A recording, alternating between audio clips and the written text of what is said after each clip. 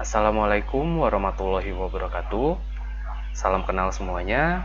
Perkenalkan, nama saya Dio Pangestu Wijaya dengan NIM 0492982269 dari Prodi Sistem Informasi Fakultas Sains dan Teknologi di Universitas Terbuka. Pada kesempatan kali ini, saya akan mengerjakan tugas praktikum sesi kedua pada mata kuliah Struktur Data. Baik, sebelum kita mengerjakan tugas 2 pada mata kuliah struktur data ini, saya sudah mempersiapkan 2 bahan, yaitu aplikasi Apache NetBeans beserta aplikasi JDK Java di dalamnya. Mari kita buka aplikasi Apache NetBeans. Aplikasinya sudah terbuka, kita baca soal tutorialnya. Di sini, nomor 1, buatlah coding pengurutan data dari terkecil hingga terbesar dari data berikut. Nilai 1 sampai nilai 6, tentukan sendiri nilai untuk variabel nilai 1 sampai nilai 6. Urutkan dengan menggunakan algoritma merge sort. Kemudian Anda analisa kinerja algoritma tersebut. Baik, di sini kita buat new project. Kemudian pilih Java Front-End dan Java Application, kemudian klik next. Kemudian beri nama tugas praktikum kedua. Setelah itu klik finish. Kita tunggu.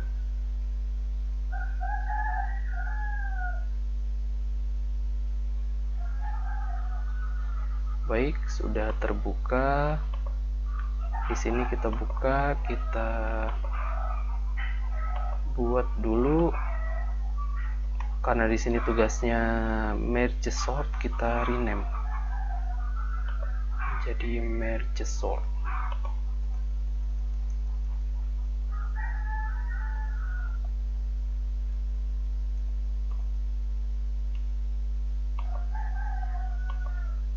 Setelah kita rename merge sort, kita buat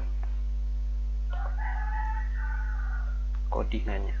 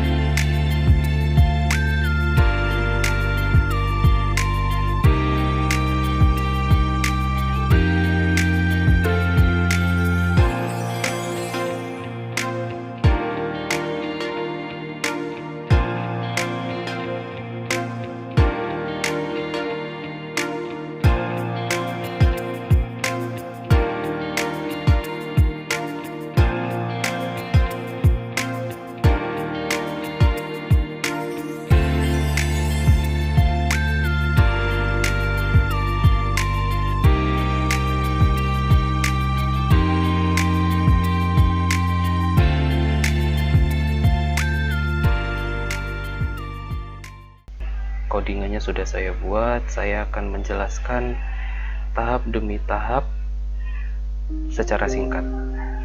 Untuk tahap pertama, fungsi ini untuk menggabungkan 2 bagian yang terurut menjadi 1 bagian. Jadi void sampai di saya tandai sini. Ini fungsinya untuk menggabungkan dua bagian yang terurut menjadi satu bagian. Untuk fungsi yang selanjutnya yaitu berfungsi untuk memasukkan elemen-elemen ke dalam array yang bersifat sementara. Fungsi selanjutnya yaitu untuk menggabungkan dua data yang sudah terurut. Fungsi ini. Untuk fungsi selanjutnya yaitu menyalin sisa elemen yang apabila elemen tersebut masih ada sisanya. Ini fungsinya.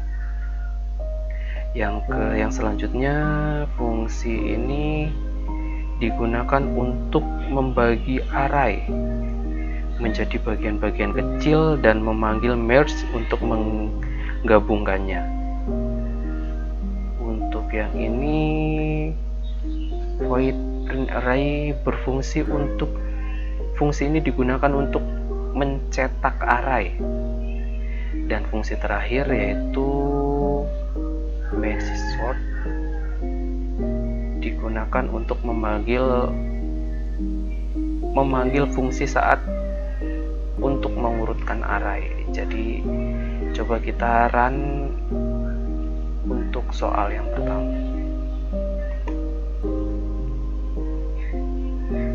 Jadi ini array awalnya yang saya buat.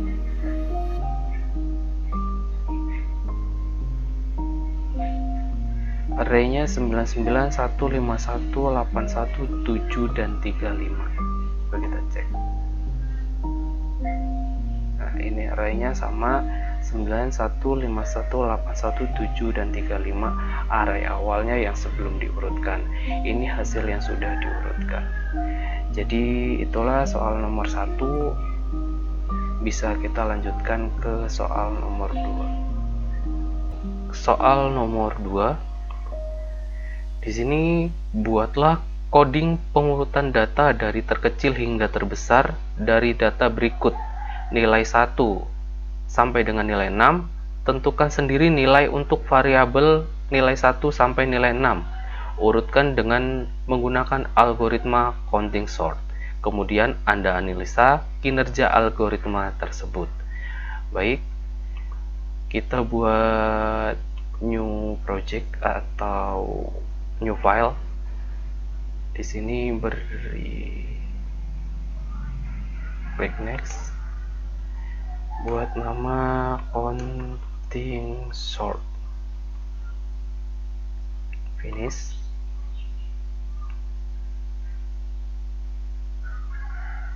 Nah, di sini sudah terlihat kelas barunya dari counting sort.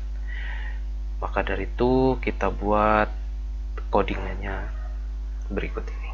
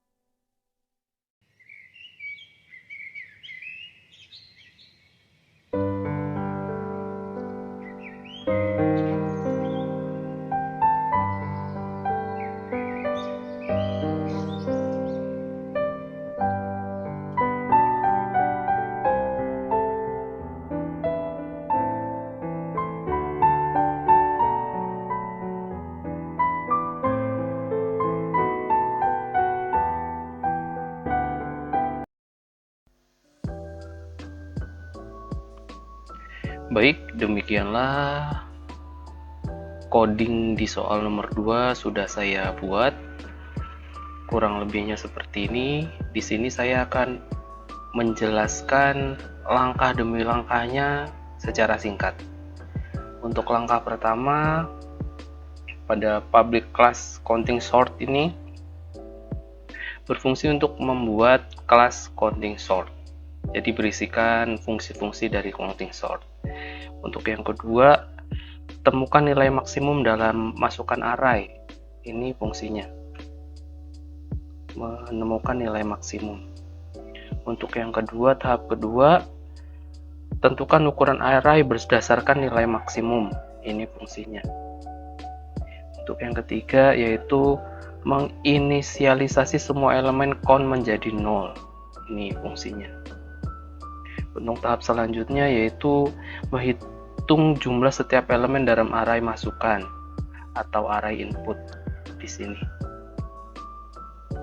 Untuk tahap selanjutnya, yaitu memodifikasi array count untuk berisi posisi aktual setiap elemen. Ini fungsinya. Untuk fungsi selanjutnya, yaitu tempatkan setiap elemen dari array masukkan pada posisi terurutnya yang benar dalam array output. Ini fungsinya. Untuk fungsi selanjutnya, yaitu salin array output ke array input. Ini fungsinya. Untuk selanjutnya, yaitu menentukan nilai yang akan disortir. Sini nilai yang akan disortir yaitu 5, 17, 55, 42, 8, dan 4. Kalau sudah begini, kita coba run untuk soal nomor 2 tentang algoritma counting sort. Baik, ini hasilnya sudah keluar. Ini nilai sebelum diurutkan sama 5, 17, 55, 42, 8, dan 4, dan ini nilai yang sesudah diurutkan. Baiklah, itu saja untuk soal nomor 2.